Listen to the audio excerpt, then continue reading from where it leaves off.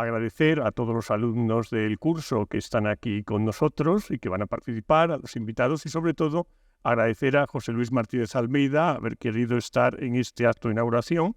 Yo creo que es un político que realmente en las circunstancias actuales que todos conocemos, pues en fin, no son especialmente brillantes. Es un político de los que constituye un ejemplo de lo que debe ser pues una persona que se dedica a la política, que tiene una gran formación profesional, que tiene unos valores que realmente pues potencian las vidas de las personas, que unos valores que hacen que las sociedades sean mejores y que no se rige simplemente por esto del interés politicastro de cada día, sino porque aquello de gobernar es administrar, gobernar es tener una función de servicio al público y que nosotros pues siempre nos hemos sentido muy honrados con que venga aquí y con su amistad. José Luis, muchísimas gracias por estar aquí. Gracias.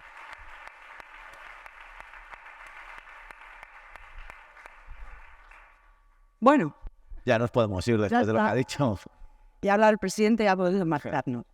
Bueno, muy buenos días a todos. Muchísimas gracias, Alfonso. Yo creo que también hay que empezar dando las gracias, como siempre, a Fernando Nistal y a Elio Gallego, porque son las mentes pensantes de este título de compromiso y liderazgo cívico. Y sin ellos, desde luego, nada de todo esto podría ser posible. Inauguramos la 4ª edición. Aquí veo algunos profesores, veo antiguos alumnos del título. Y es la 4ª edición ya de este título de compromiso cívico y liderazgo.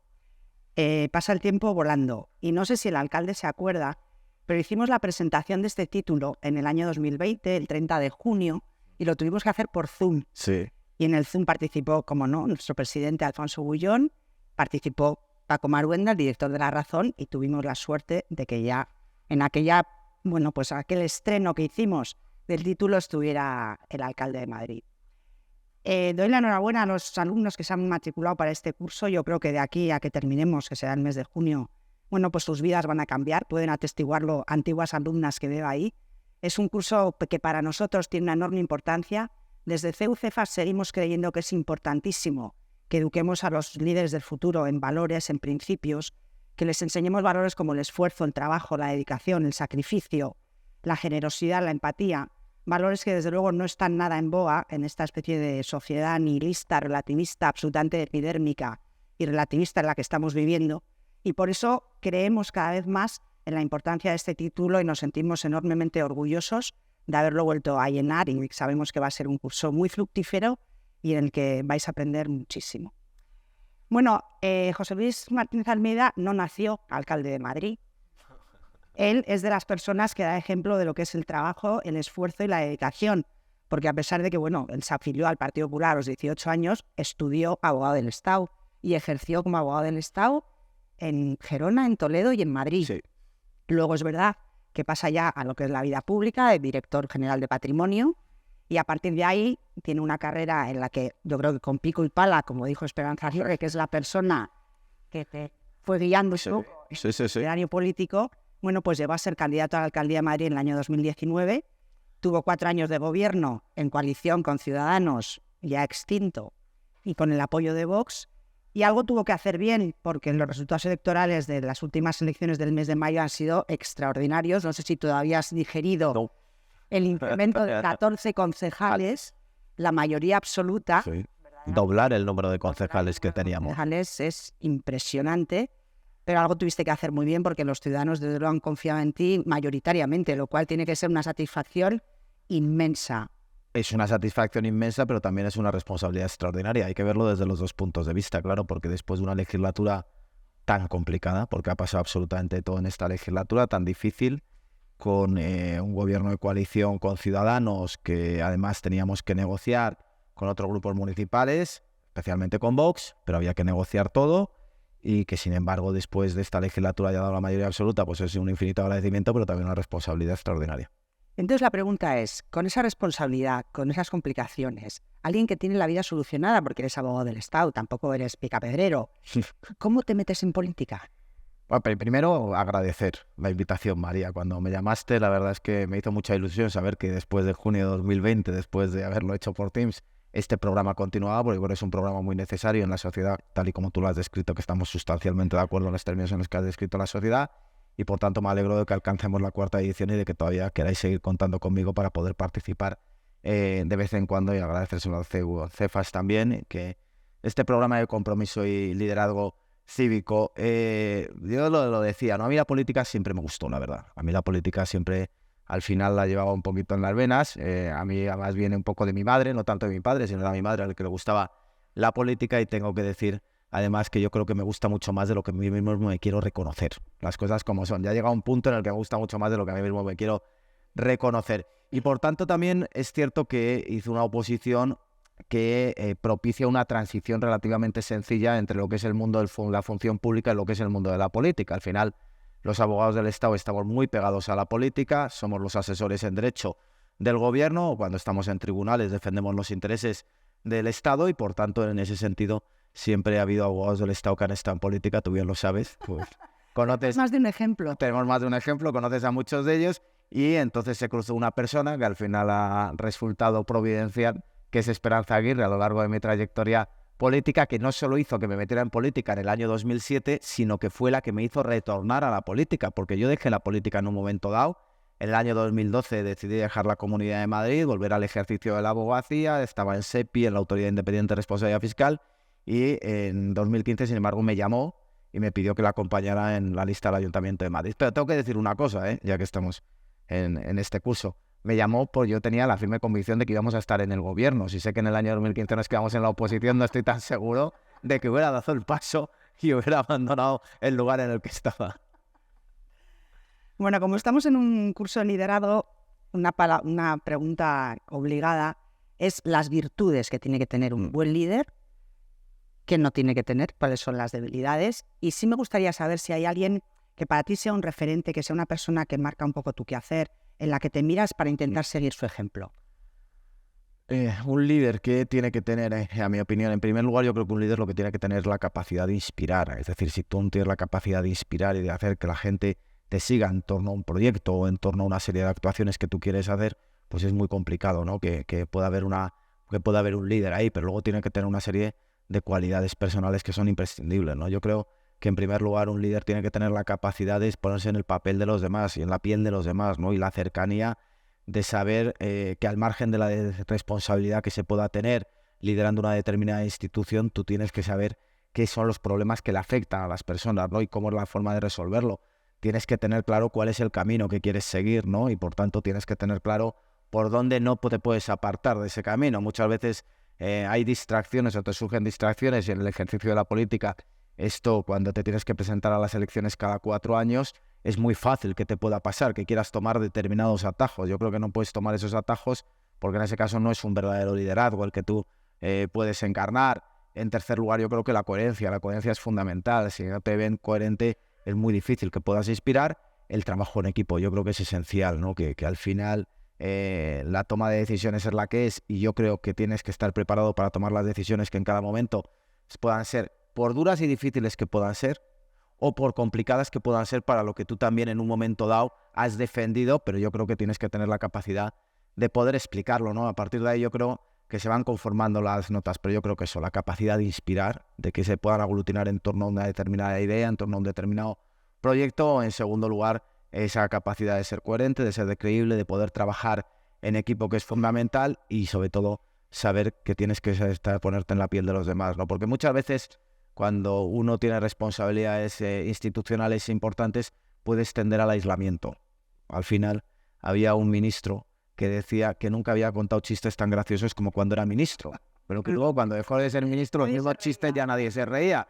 Por tanto, ese es un riesgo que hay en un momento dado, ¿no? Porque eres el más gracioso, el más guapo, te quiero decir. Entonces, lo de guapo, el riesgo no lo corro. Ese yo, por lo menos ese no lo corro, pero es cierto que tienes que saber y tener los pies en la tierra y saber ponerte en el papel de los demás. Hombre, a mí, personas que me han inspirado son personas que, de acuerdo a sus ideales, desde luego, han sido capaces de transformar la sociedad, ¿no? Y yo creo que ahí tenemos ejemplos, ¿no? Yo creo que, y a mí es muy inspirador, a mí siempre he leído mucho acerca de Churchill en la Segunda Guerra Mundial, el papel que jugó cuando vinieron verdaderamente maldadas, supo estar ahí, supo liderar en un momento en el que lo más probable es que hubiera habido una tentación de rendición como hubo. En segundo lugar, yo creo que también a lo largo de los años 80 para mí hay un trío de personas que son imprescindibles, que son Juan Pablo II, Margaret Thatcher y Ronald Reagan. Es decir, yo creo que son tres personas que determinaron o demostraron que a la mayor amenaza que ha habido frente a la libertad nunca en la historia de la humanidad y la mayor amenaza de totalitarismo, que era el comunismo, se le podía vencer, y se le podía vencer con unas determinadas armas, que no había que rendirse ante ellos, sino al contrario, se le podía vencer bajo la premisa de la libertad. Y luego yo también, cuando yo hablo de transformar una sociedad, pues yo digo que yo creo que Esperanza Aguirre en su momento, si en Madrid en estos momentos disfrutamos de la situación que tenemos y de la imagen que tenemos en Madrid, es porque ha habido personas que previamente han trabajado de la forma, por ejemplo, que lo hizo Esperanza Aguirre. Yo me alegro profundamente de que banderas como las que Madrid enarboló durante muchos años prácticamente en solitario, por ejemplo, bajar los impuestos, ahora sea moneda común en muchas autonomías y en muchos territorios en España, que las primeras medidas que se han adoptado por presidentes autonómicos han sido la de bajar impuestos, y podríamos seguir hablando en ese sentido. Yo creo que eso, Madrid es una buena prueba de que las políticas sirven y de que las políticas transforman. Hace 4 años, cuando te hice la misma pregunta, no soy nada original, hablaste del trabajo en equipo, y yo, pensando un poco en los alumnos, decías que era importantísimo rodearse de personas que tengan opiniones y pareceres diferentes. Sí. Y que seas capaz de escucharles y de hacerles caso, porque es verdad que al final el líder termina estando absolutamente aislado y todo el mundo se ríe en tus chistes, pero poco más. Entonces, sí me gustaría que les explicaras un poco, porque claro, tú tienes un equipo de gobierno de 29 concejales. 29 concejales. Cada uno con sus equipos al final. Sí. ¿Cómo se gestiona un equipo de esas características? ¿Cómo consigues que todo el mundo ocupe el papel que le corresponde, que la máquina esté bien engrasada y que eso funcione de la forma que tiene que funcionar? Tú lo has dicho, es decir, hemos pasado de un equipo de 15 concejales a un equipo de 29 concejales, y cada uno somos de nuestra padre y de nuestra madre. Tenemos un objetivo en común y pertenecemos a un mismo proyecto político, como no puede ser de otra manera, pero es cierto que manejar personas siempre es muy complicado en cualquier aspecto de la vida. Por ejemplo, también en el CEU supongo que será complicado la gestión de los recursos humanos, pero es absolutamente fundamental para que una institución pueda sacar adelante sus proyectos y pueda triunfar, que haya un buen equipo humano. Y para que haya un buen equipo humano, en mi opinión, lo primero es que tienes que atender a los principios de igualdad, mérito y capacidad. Es decir, tú tienes que valorar que efectivamente en políticas, seamos claros, tiene que haber una relación de confianza, porque un proyecto político parte de una serie de ideas que tienen que ser compartidas y que por tanto tiene que haber una confianza en que se puede llevar a cabo ese proyecto. Pero a partir de ahí tienes que saber valorar también a las personas que quieres que formen parte de ese equipo. En segundo lugar, si tú de verdad valoras a esas personas, le tienes que dar confianza. Y por tanto la confianza supone que tienen que tener autonomía para el desarrollo de sus funciones, dentro de una serie de líneas generales. No quiere decir que tú te desentiendas y que ejerzas de rey, pero no gobiernas. No, tú estás en el día a día. Pero es cierto que en el caso del alcalde de Madrid, y permitirme que ponga el ejemplo, hay dos cuestiones que son esenciales en tu día a día. El carácter institucional que tienes como alcalde de Madrid, y también la capacidad de gestión de la ciudad.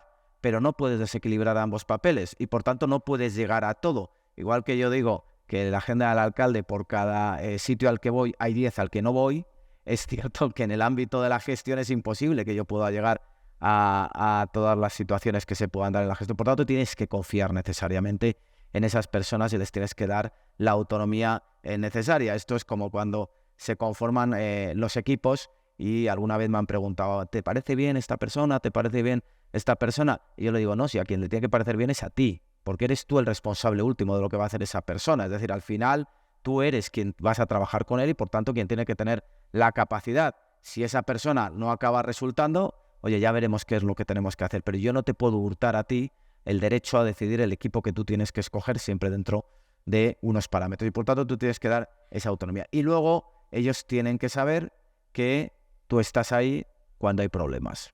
Y cuando hay problemas, ellos tienen que saber, en mi opinión, el equipo tiene que saber que pueden confiar en ti, que les vas a respaldar, que tú les vas a dar o vas a tomar la decisión correspondiente. Yo cuando me vienen con problemas también les suelo decir, aparte del problema, si nos importa venir con las soluciones. Es decir, no solo planteemos el problema, sino vengamos con las posibles soluciones. Y las soluciones, tomaremos la decisión. No hay ningún problema en tomar decisiones, porque esa es otra cuestión que yo creo que es muy importante cuando uno trabaja en equipo. Es decir, uno no puede dilatar las decisiones. O sea, si tú de verdad quieres que ellos confíen en ti y tú confías en ellos, tú tienes que transmitirles que vas a tomar la decisión y que vas a asumir la responsabilidad de esa decisión que se va a tomar. Y por tanto, el equipo es absolutamente fundamental en general y en la política también en particular. Y quien crea que esto en la vida se resuelve por uno mismo y quien crea que en la vida puede actuar solo, se equivoca profundamente. Eso te puede salvar de alguna situación, pero cuando lo ves en el contexto general,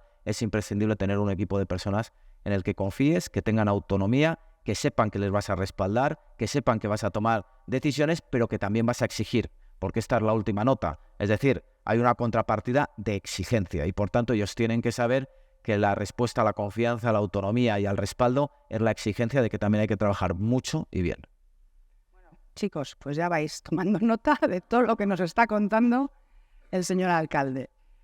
Vamos a hablar un poquito de política municipal, también pensando en ellos, porque sé que muchos de ellos tienen problemas de desempleo y problemas de vivienda. Y esta mañana oía a los de Sumar en la radio que se han puesto a hablar de vivienda, que no tienen ningún tipo de solución, que no vas a hacer nada. Y he dicho, bueno, pues ya tengo pregunta también para luego. Pero permíteme que siempre cuando estoy en este tipo de foros yo quiero transmitir un mensaje cuando hablamos de política, María, porque parece que a la política solo nos dedicamos los que estamos en política y yo creo que ese es un error.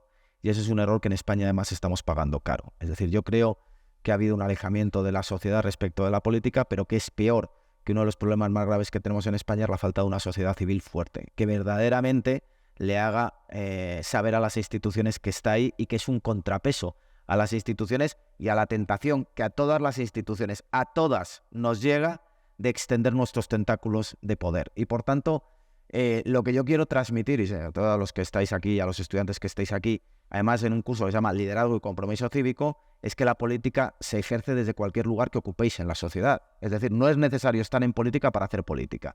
Y que os pueden decepcionar los políticos, y eso es lógico y comprensible a la vista de lo que está pasando en España, además, en estos momentos. Pero nunca os desenganchéis ni os desengañéis de la política. La política en mayúsculas es al final la que nos guía a todos y la que nos permite, desde cualquier sitio que ocupemos en la sociedad, poder participar de la vida pública. Y eso no se resume únicamente en ir a votar cada 4 años, que por cierto es el derecho, para mi juicio, más importante que podamos tener, el ir y depositar la papeleta, sino que durante esos 4 años y entre esos 4 años, vosotros también hacéis política. Y por eso ese es el mensaje que a mí me gusta transmitir, sobre todo a los más jóvenes, que si los políticos no os gustamos, lo digáis abiertamente y en voz alta, pero que eso no os lleve a desengancharos de la política.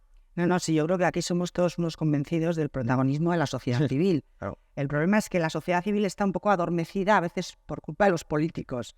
Estamos un poco anestesiados, entonces es verdad que hace falta un revulsivo y que cada uno asumamos el papel que nos corresponde. En eso yo creo que nuestros jóvenes tienen clarísimo que no todos quieren dedicarse a la política, pero que todos quieren ser agentes activos en lo que es la sociedad civil y el devenir de esta sociedad.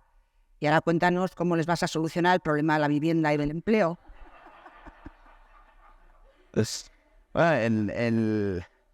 Mira, son dos, y en este foro también especialmente hay que decirlo, son dos de las cuestiones que más nos preocupan en el ayuntamiento. O sea, Madrid está en un proceso de crecimiento. Yo creo que Madrid lleva décadas haciendo las cosas razonablemente bien. Es decir, en la situación en la que nos encontramos tenemos que agradecer a nuestros antecesores todo el trabajo que han hecho, pero creo también que en la pasada legislatura el efecto de Madrid ha sido básicamente un salto cualitativo. Un salto cualitativo en el que por primera vez, y como consecuencia posiblemente de la gestión de la pandemia, desgraciadamente fue un drama, pero como consecuencia de la gestión de la pandemia, Madrid es uno de esos lugares en el mundo en los que en estos momentos hay que estar. Y por tanto, Madrid es uno de esos lugares en el mundo que ahora suena. Y eso no nos ha pasado en nuestra historia reciente, precisamente. Y si todos tenéis o vais por ahí fuera, posiblemente os digan que el lugar en el que han estado en España es Barcelona y que lo que les sonaba era Barcelona. Pues bien, sin necesidad de unos Juegos Olímpicos, pero con un trabajo duro de muchísimos años, lo que se ha conseguido es que Madrid en estos momentos sea la referencia global que tenemos en España y que, oye, que vayamos a jugar el papel que nos corresponde. Para poder hacerlo es imprescindible consolidar este crecimiento. Y consolidar este crecimiento solo, en mi opinión, se hace desde el talento. Y desde el talento, y por tanto desde el factor humano, que es lo que hace progresar a la sociedad. Nosotros tenemos que ser capaces de que Madrid sea una ciudad de talento, que esté repleta de personas que entiendan, y está pasando en este momento, que Madrid es el lugar donde pueden alcanzar sus oportunidades, pueden alcanzar sus metas, pueden llevar a cabo su vida, ¿no? Los sueños que cada uno tenemos y más en las edades en las que ellos tienen. Por eso es imprescindible. Y para eso tenemos que afrontar una serie de problemas. Y dos problemas básicos que tenemos en este momento y que tenemos que afrontar son, en primer lugar, obviamente, la vivienda. La vivienda es un problema grave, es decir, y no la vivienda social, tal y como la entendemos, de personas que no tienen capacidad económica de acceder a una vivienda, sino lo que es vivienda asequible, es decir, personas que teniendo una capacidad económica o bien no tienen la capacidad de poder acceder a una vivienda e independizarse, o bien son familias que no tienen capacidad de poder tener una vivienda de acuerdo a las necesidades domésticas y a la situación que pueden tener en cada momento. A partir de aquí hay distintas formas de actuación. Nosotros no compartimos, por supuesto, la ley de vivienda que se aprobó por parte de la izquierda, ni compartimos el intervencionismo, ni compartimos el control de precios, ni compartimos la penalización en el impuesto de bienes inmuebles a las viviendas que estén vacías, entre otras razones porque ya está experimentado en España. Es decir, en Barcelona, durante la pandemia, hubo un Real Decreto Ley que preveía que se pudiera, respecto de las viviendas, hacer ese recargo, o que hubiera un tope al precio del alquiler, y en Barcelona el precio medio del alquiler ha subido el doble exactamente en el año 2022 de lo que subió en la ciudad de Madrid. Eso no quiere decir que en la ciudad de Madrid no subiera, pero sí que cuando tenemos que establecer fórmulas para tratar de encontrar una solución.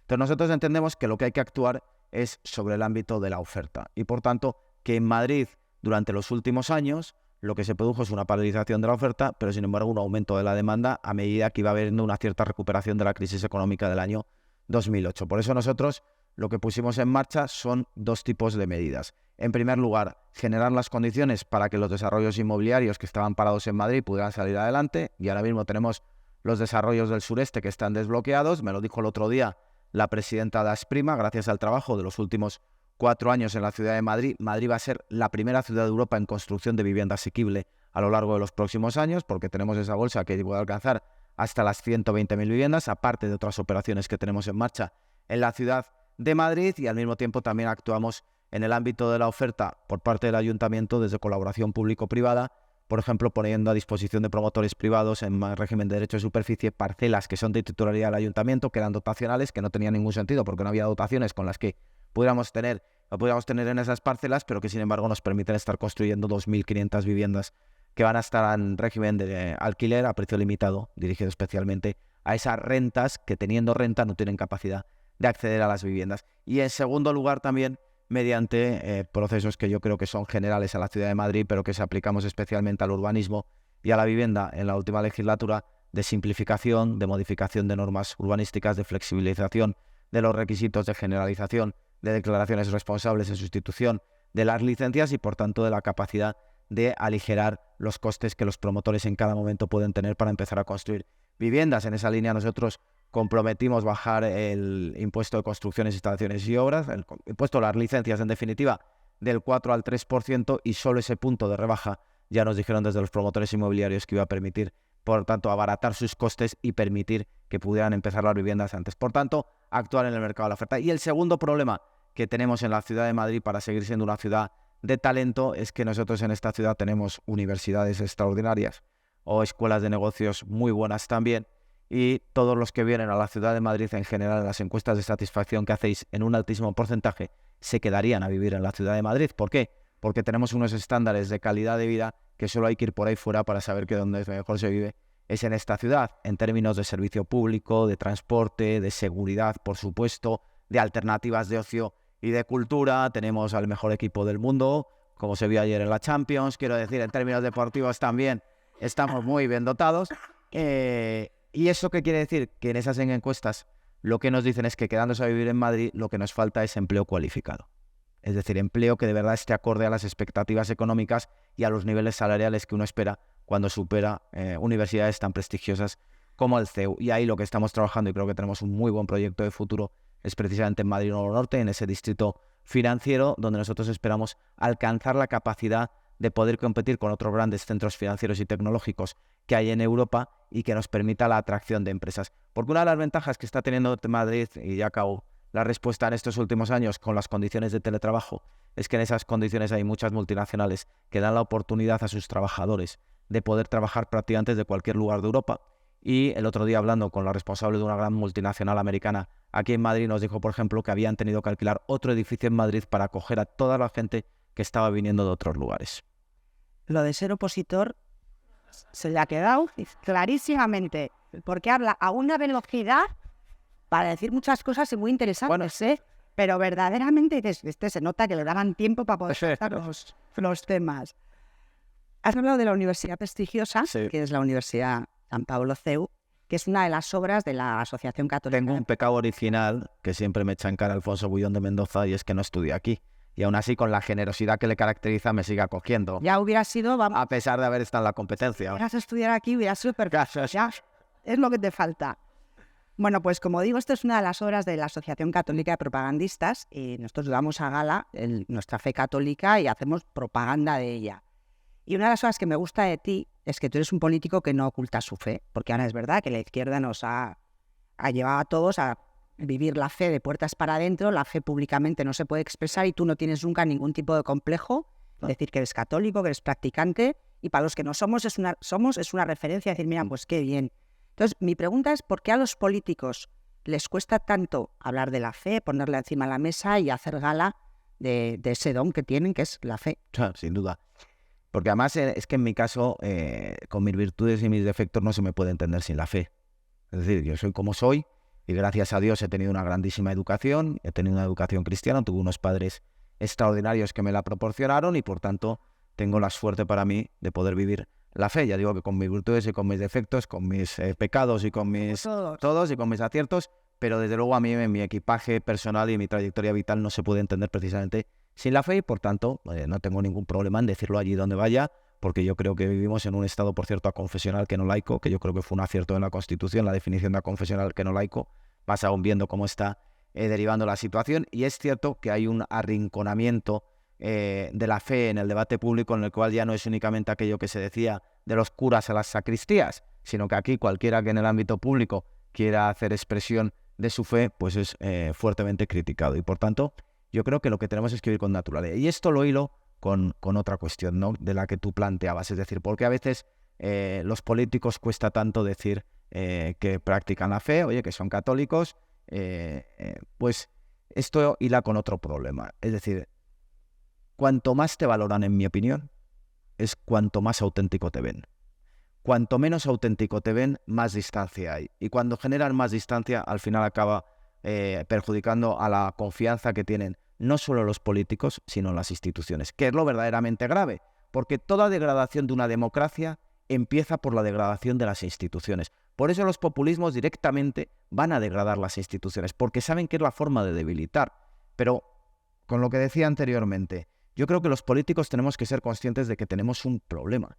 Y el problema es que vosotros pensáis que os engañamos prácticamente en todo momento, y que os engañamos tanto en lo que decimos como en lo que somos. Es decir, una de las cuestiones que siempre se nos dicen es que sois muy hipócritas, es que decís una cosa y hacéis exactamente la contraria. Yo conozco muchísimos políticos, oye, que tienen la fe. Muchísimos políticos, por cierto, de derechas, de centro y de izquierdas. Pero muy pocos políticos, oye, que lo dicen. ¿Por qué? Porque al final dices, oye, y a ver si esto me va a perjudicar, a ver si esto me va a enemistar con unos, a ver si esto me va a enemistar con otros. Oye, y bueno, vamos a lo frívolo. Este debate también nos lo planteamos, oye, tú tienes que decir tan abiertamente que eres del Atleti. Es cierto, es un poquito un debate parecido, y al final dijimos, sí, ¿por qué? La gente tiene que saber lo que yo pienso. La gente tiene que saber, oye, que soy del Atleti. La gente tiene que saber que yo soy católico. La gente tiene que saber que la fe forma parte de mi vida y de mi trayectoria y de mi equipaje, de mi educación y de mi futuro. Y por tanto, la gente, al final, puede que no comparta la fe conmigo, que no comparta los mismos principios conmigo, pero primero me respetará, porque entenderá, este va de cara y dice lo que piensa. Y en segundo lugar, te valorará. Y con eso haremos un favor a que la gente confíe más en la política y en las instituciones. Pues ahora pasamos a la política nacional. Esto va increciendo. Bueno, yo ya salí escaldado de la política nacional. No sé si me compensa. Ya sé, me compensa volver, porque yo salí ya. Bueno, pero tenemos la semana que viene el debate de investidura. Sí. No voy a hablar de lo de ayer y los pinganillos porque no tenemos tiempo. No merece la pena. Pero sí me gustaría que nos dijeras cuál es un poco tu visión de lo que yo ahí sí, permíteme que, aprovechando el debate de los pinganillos, reivindique Madrid, ¿no? Porque muchas veces se dice que Madrid no es España. Bueno, lo sé, pero somos la capital, para empezar. Bueno, pero lo cierto es que, mira, y yo lo decía esta mañana y estoy firmemente convencido de ello, no hay mayor torre de Babel en España que Madrid. No hay un lugar donde se hable con tantos idiomas y con tantos acentos como en Madrid. Y sin embargo no necesitamos pinganillos para entendernos. No los necesitamos porque partimos de un principio esencial, que es que todos somos iguales en Madrid. Todos nos consideramos iguales. Por eso nos acogemos con los brazos abiertos como nos acogemos y no preguntamos, de verdad, no preguntamos de dónde vienen, ni dónde van, ni qué quieres hacer, ni qué no quieres hacer. No lo necesitamos. Y aquí se hablan todos los idiomas del mundo, pero no necesitamos pinganillos, porque la esencia del nacionalismo es la contraria. La esencia del nacionalismo no es que la sociedad sea diferente, sino uniforme. No es que haya paleta de colores, sino que sea monocorde. Y por tanto, no para eso es necesario que no seamos iguales, porque de ahí parte la esencia del nacionalismo, que no seamos iguales como tú bien sabes. Por tanto, lo que ayer demostró es que ojalá, en mi opinión, España se pareciera más a Madrid. Sí, sí, pero aquí no tenéis nacionalismos, con lo cual No. ese virus no lo tenéis. No, ese virus no lo tenemos, no, ese virus. ¿Y del debate de investidura? ¿Qué?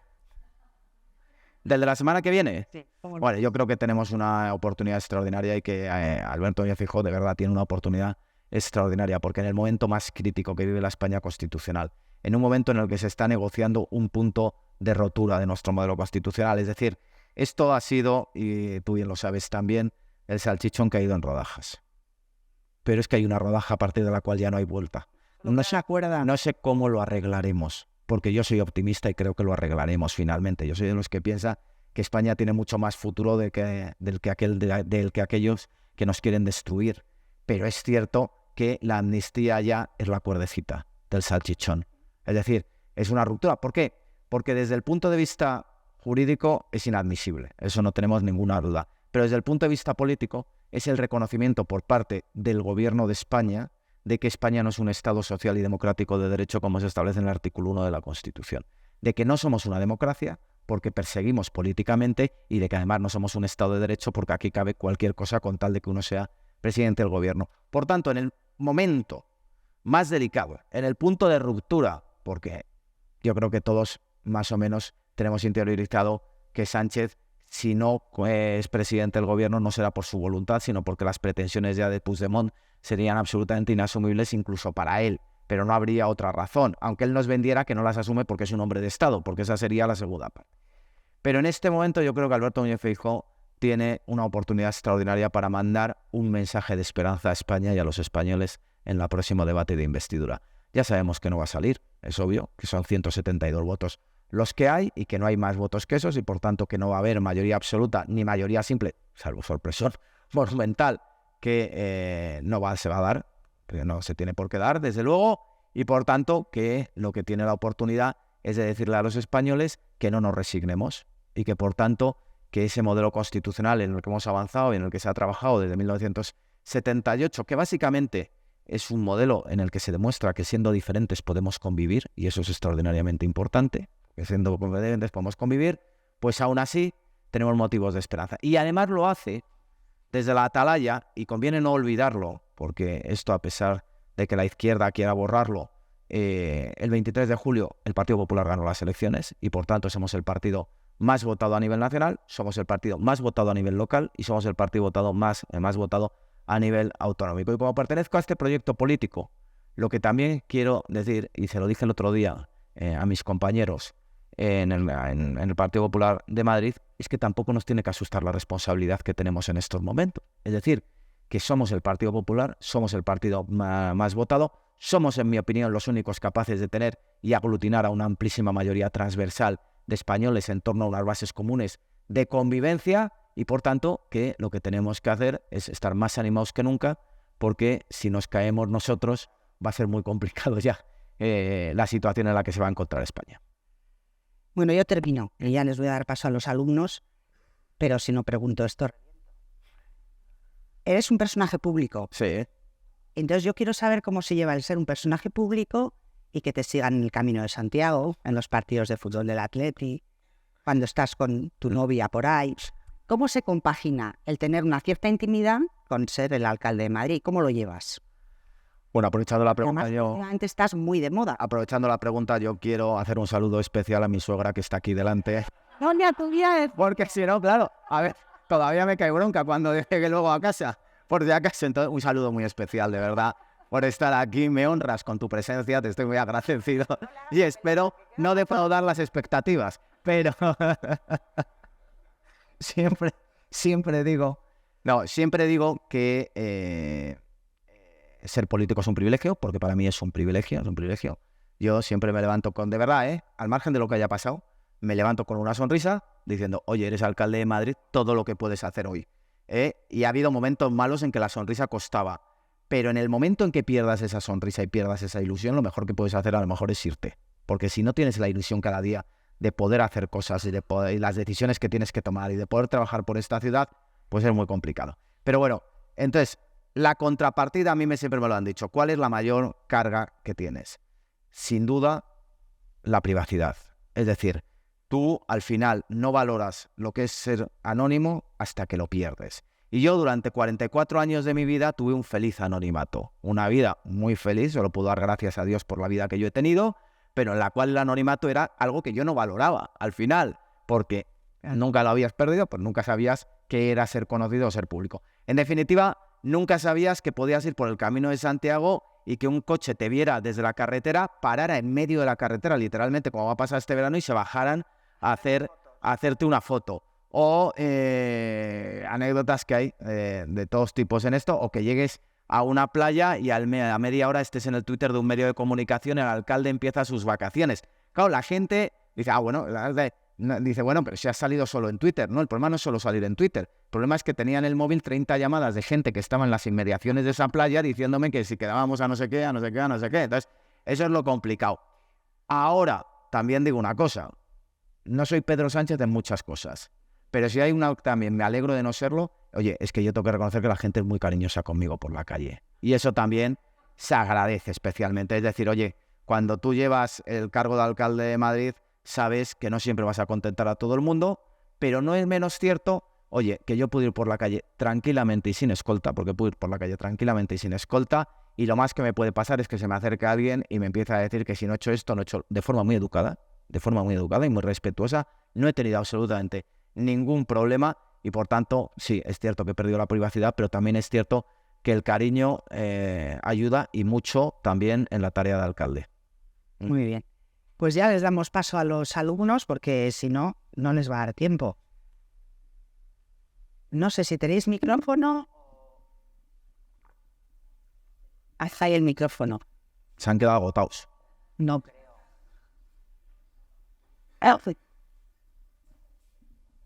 Yo he habido una cosa que has dicho antes acerca de todo el tema de tener en el equipo pues a personas que piensen diferente, que efectivamente es muy bueno, así tienes muchos puntos de vista, muchas opiniones, pero claro, esto también plantea otra cuestión y es cómo formas un criterio para saber cuándo escuchar a esas personas y cuándo no, porque al final es bueno que piensen diferente, pero por lo tanto en algún momento va a haber que decir, pues vale, ahora esto no es lo que yo pienso, pero es así o no, o de esta persona me puedo fiar o no, que también lo has hablado, de confiar en el equipo.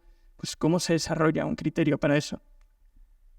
El criterio es escuchar y luego ya veremos. Pero tú lo que no puedes decir es, en este asunto, como sé que no me gusta lo que me vas a decir o a lo mejor no me aporta demasiado lo que me vas a decir, pues ya directamente no te escucho. Yo creo que el criterio es escuchar y luego saber que tienes que tomar tú la decisión y que la soledad de la decisión te corresponde a ti y que lo que no puedes hacer es mancomunar las responsabilidades de esa decisión. Es decir, tú lo que haces es escuchar, ¿no? Aquí está la coordinadora general de la alcaldía, la que conozco hace 20 años, que es muy amiga mía y nadie me ha gritado ni me ha dicho cosas contrarias a las que yo pensaba, como hace ella, como hace Matilde.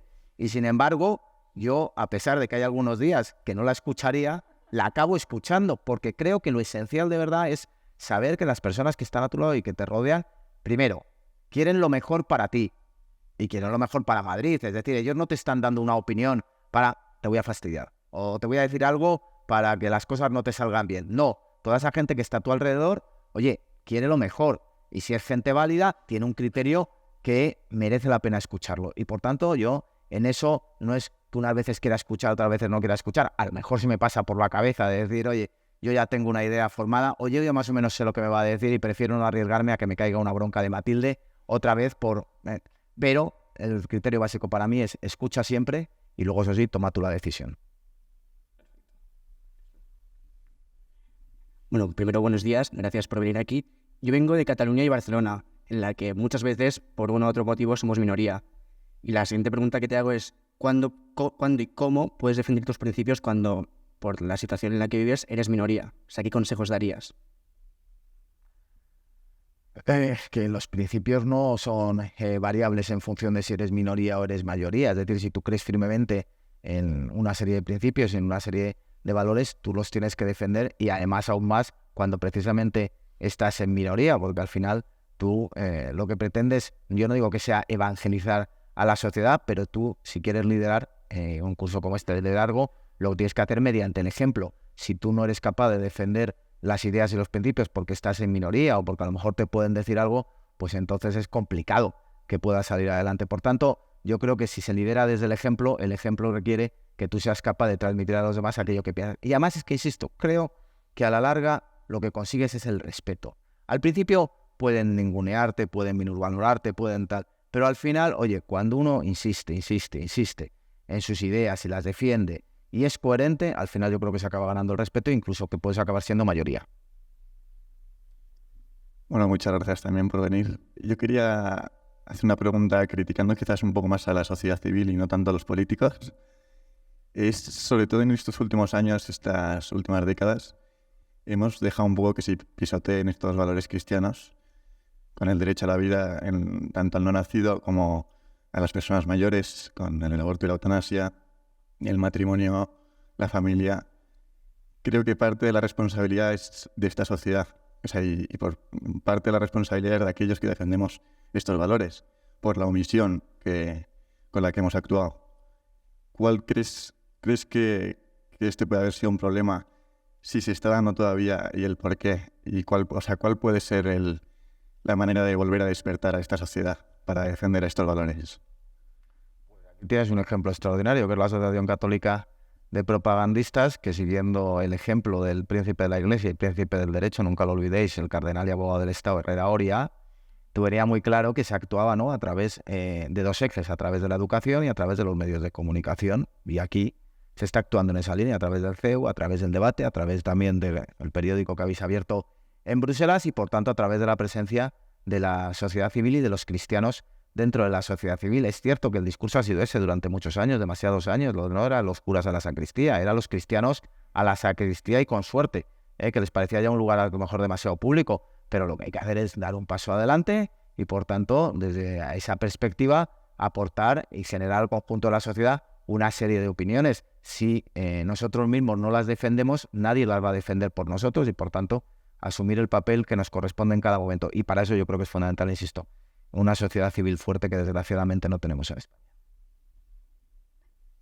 Hola, buenos días. Lo primero, muchísimas gracias. Y mi pregunta es, en relación con lo que ha mencionado de las virtudes que debe regir la actividad política, la coherencia y el ideal, ¿cómo en la actividad política no caer en el peligro de que al final el criterio que rige todas las medidas sea más la búsqueda, ¿no?, como de atraer a las masas y conseguir el voto, o sea, conseguir una mayoría, y no tanto, o sea, porque a veces parece que esto traiciona el ideal, que es el que debe regir el servicio a la comunidad política?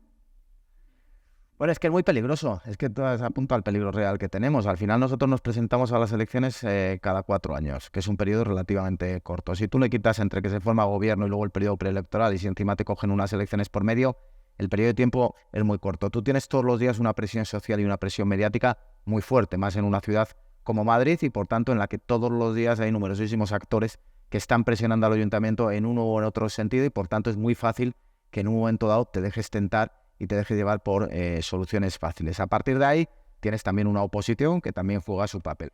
Por tanto, yo creo que lo que te tienes es que mantener fiel y coherente a tus principios y a lo que crees que es mejor para la ciudad, a una costa de lo que puede ser mejor para ti, ¿no? Yo recién llegado de alcalde, me acuerdo que fui a una conferencia que dio en el Instituto Atlántico Álvaro Uribe, el que era expresidente, que fue presidente de Colombia, y en el que él dijo una cosa por la que yo me he tratado de guiar, que es que en la política al final uno se tiene que conducir como un barco por un canal, y por tanto que el rumbo está claro, que unas veces te tendrás que ir un poco más a babor, otras veces te tendrás que ir un poco más a estribor, pero no te salgas del canal, porque si te sales del canal, entonces sí que te estás traicionando. Y os pongo un ejemplo muy concreto que fue muy polémico en su momento y que me pudo costar también muy caro. Hay un momento en el año 2021 en que tenemos que negociar los presupuestos para el año 2022 y Vox y yo tenemos una discrepancia en materia de movilidad, como es público y notorio, con el tema de la zona de bajas emisiones de Madrid Central. A partir de ahí, dice Vox que no se sienta a negociar con nosotros el presupuesto, porque no se quiere sentar a negociar, porque, oye,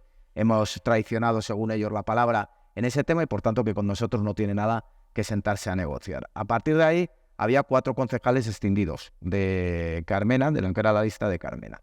Y esos 4 concejales se ofrecieron a negociar los presupuestos. Podía hacer 2 cosas. Uno, oye, decir, bueno, pues me quedo parado, Vox no me apoya los presupuestos, por tanto, ni siquiera se sienta a negociar, tengo un argumentario político, estos señores no se quieren sentar a negociar, yo qué quieren que le haga, pero yo no voy a pactar o negociar con 4 concejales de la izquierda. O sentarme a negociar con esos 4 concejales de la izquierda, ver qué es lo que pedían y valorar si para Madrid era importante tener presupuestos o no era importante tener presupuestos para el año 2022, que era un año muy importante porque era el que nos permitía la recuperación de la pandemia. Nos sentamos a negociar con ellos. ¿Por qué? Porque a pesar de toda la polémica, sinceramente pensé que la ciudad de Madrid se merecía unos presupuestos y que yo tenía la obligación de agotar las posibilidades de poder aprobar esos presupuestos. Es cierto que hubo alguna concesión polémica en esa negociación presupuestaria. No es menos cierto que la partida total que nos pidió sobre un presupuesto de 5.600 millones, creo que era de 3 millones de euros, aparte de alguna cesión política. Yo creo que fue un acuerdo beneficioso para la ciudad, que Madrid, gracias a los presupuestos, pudo seguir bajando impuestos, que Madrid, gracias a los presupuestos, pudo hacer una serie de equipamientos para policiales, por ejemplo, o de SAMUR, o poder hacer una serie de obras e infraestructuras que eran necesarias. Ahora lo tienes que someter a las urnas. Y lo que no puedo hacer es mentirle a los ciudadanos. Es decir, tú lo que no puedes es edulcorar ni disfrazar la realidad. Es decir, yo me planté, expliqué por qué no había podido llegar a un acuerdo con Vox, que era mi aliado natural, porque no se había querido sentar a negociar, porque teníamos esa polémica con Madrid Central, y qué es lo que negocié y cuáles son los acuerdos, que esos están blanco sobre negro con esos 4 concejales de la izquierda. Visto como a posteriori, creo que para la ciudad fue bueno, creo que asumí un riesgo, pero creo que hice lo que debía. Hola, buenas. Yo lo primero, darte las gracias también. Quería preguntaría sobre muchas cosas, natalidad, educación o aquel tema de inundar la oferta de la vivienda, ¿no? Pero quizá me interesaba con esto que decía ahora, en la última intervención que hizo Villacís, a mí me sorprendió mucho cómo ella apelaba a las relaciones humanas entre vosotros, ¿no? Y esto para un curso de liderazgo me parece muy interesante porque siempre hay como una cierta diatriba, ¿no? Por un lado, tú no puedes perder tu identidad a la hora de acercarte al otro y por eso no puedes decir que sí a las cosas que piensas que no, porque tienes una serie de certezas y principios. Y al mismo tiempo, me parece a mí, o me da un poco la sensación, de que vivimos en una sociedad muy polarizada y muy crispada. Entonces, quizá mi pregunta y lo que más me interesa es ver, o sea, cómo poder hacer un camino en esa dirección, de sin renunciar a lo que tú consideras y tampoco buscar la imposición de la mayoría, poder acercarte al otro. Es fundamental poder acercarte al otro. Es que vivimos en una sociedad que es muy diferente y en la que las opciones políticas que se votan son distintas, y que tú pienses diferente no quiere decir que no puedas hablar con ellos. Estoy hablando en Madrid. No puedas hablar con ellos. Desde luego, mira, en Madrid, la última legislatura, hay un antes y un después de lo que se llamó los acuerdos de la Villa. Digo desde el punto de vista de trato político y de trato humano, ¿no? Antes de los acuerdos de la Villa, que surgen como consecuencia de la pandemia, el tono de los plenos la verdad es que era bastante bronco y bastante áspero. Es decir, volaban por todos sitios, ¿eh? Yo el primero también, ¿eh? O sea, yo no soy una monja de la caridad cuando me pongo enfrente de una tribuna. Yo también digo ahí lo que pienso. Pero es cierto que había un tono muy áspero, muy bronco, porque estábamos ahí, el gobierno de coalición, con Ciudadanos, que si yo había desplazado a Manuela Carmena, que si además había entrado Vox, que si además habíamos pactado con Vox, entonces la izquierda por aquí, la izquierda por allí, Sánchez en el gobierno, con lo cual también... Bueno, y de repente llega un momento en que nos planteamos que, oye, la pandemia, el drama de Madrid, ¿qué podemos hacer las fuerzas políticas? Llegar a un acuerdo de una serie de medidas que permitan que el futuro de la ciudad vaya por un camino y que además sea un motivo de tranquilidad. Hubo una regla que se estableció para esas medidas, que es que tenían que ser por unanimidad. si no eran por unanimidad, no valían las mayorías. Si tú querías llegar a unos acuerdos históricos entre las fuerzas políticas, no les podías imponer los acuerdos porque tú tuvieras más votos en un momento dado que los que tuvieran otro. ¿Qué es lo que pasó? Y la segunda medida que adoptamos fue, esto o en un mes o no se hace. Y en un mes nos encerramos mañana y tarde todos los concejales del Ayuntamiento de Madrid. Todo. Y de repente, cuando estás un mes, mañana y tarde, sentado con una persona enfrente con la que piensas que es el demonio, y de repente ves que no es el demonio, que no lo es, que piensa muy distinto de ti, que a veces te puede parecer que tiene ideas aberrantes, que cómo se le ocurre defender lo que está defendiendo, pero que, oye, que es una persona. Y entonces, a partir de ahí, hay una segunda parte de la legislatura que no ha estado exenta de polémicas de todo tipo, pero en la que ya nunca se ha vuelto a reproducir un tono tan áspero, tan duro como el que hubo en la primera parte de la legislatura. ¿Por qué? Oye, porque al final, y yo tengo esta semana la ronda de reuniones con las portavoces de la oposición. Tuve ayer con Rita, he tenido hoy con Reyes y tendré el viernes con Javier. Y yo estoy convencido de que al margen de que cada uno tenemos nuestra estrategia, de que tenemos nuestra táctica, de que por supuesto prima sobre todo nuestras ideas, hay un objetivo que nos es común a todos. Yo no puedo negarle a Rita, a Reyes y a Javier que ellos hacen lo que creen que es mejor para la ciudad y lo que creen que es mejor para los madrileños. Eso jamás se lo voy a negar. Creo que están profundamente equivocadas, sobre todo Rita y Reyes, en sus recetas para Madrid y para los madrileños. Pero si el objetivo es común, que los caminos sean distintos, no quiere decir que en algún momento dado nos podamos encontrar en algún punto de ese camino. Y por tanto, que tengamos la obligación de que también en la política sea normal, lo dijo Adolfo Suárez, ¿no? Un poquito la frase era que en las instituciones sea normal lo que en la calle es normal. Si en la calle es normal que hablemos entre nosotros, en la política también debería ser normal. Buenos días, José Luis. Muchísimas gracias por estar con nosotros. Quería preguntarle por un tema de actualidad. ¿Qué se espera o qué espera usted del domingo, la convocatoria del PP, del Acto por la Igualdad de los Españoles contra la amnistía? Muchas gracias. Espero que vaya muy bien, que desde luego que esa zona que Felipe II se desborde de gente, bueno, yo creo que es una cuestión, y de verdad ya es que yo creo que es una cuestión que nos preocupa y debería preocupar a todos con independencia prácticamente de lo que votáramos, es decir, quebrar la igualdad entre los españoles, decir que España es un Estado que ni es democrático ni es de derecho, establecer la impugnación definitiva de la Constitución de 1978, yo creo que es un motivo más que suficiente para que de una u otra forma, oye, quien quiere ir al acto del PP, que vaya al acto del PP, por supuesto. Quien quiera sumarse al acto del PP, que se sume al acto del PP. Quien no quiera sumarse al acto del PP, pero comparta estos principios, que también proteste. Por favor, que nadie se quede en casa por sin protestar. Porque claro, si no, al final lo que pasa es que van comiendo el terreno. Por tanto, yo espero que sea un éxito. Desde luego, el éxito, pero es un acto del PP, obviamente. Por eso, al que no quiere un acto del PP, que no se quede en casa, que proteste de otra manera. Que el gobierno entienda que hay un clamor popular y que hay una mayoría silenciosa ahí fuera que no pueda permitir que se quiebre la igualdad entre españoles. Y esto no quiere decir que los que manifestamos que se puede ejercer un derecho fundamental seamos golpistas y con los que gobiernan en Waterloo sean demócratas. Es al revés. Estamos combatiendo el golpismo. Cuando salgamos a la calle y cuando protestemos, amparados en el derecho fundamental de la Constitución al derecho a reunión, lo que estaremos es luchando contra el golpismo. Bueno, pues me dicen que tenemos que terminar ya. Darte las gracias. Como ves, nuestros alumnos todavía se ha empezado el curso, pero ya están llenos de preguntas y de inquietudes. Creo que ha sido enormemente inspirador. Entonces, siguiendo tus palabras, eso quiere decir que eres un gran líder. Te agradecemos de corazón que hayas venido, que sé que tienes una agenda desbordada y además te hemos liado para que tengas otra cosa con nosotros. Y a todos ustedes, muchísimas gracias por estar hoy aquí. Muchas gracias. Muchas gracias.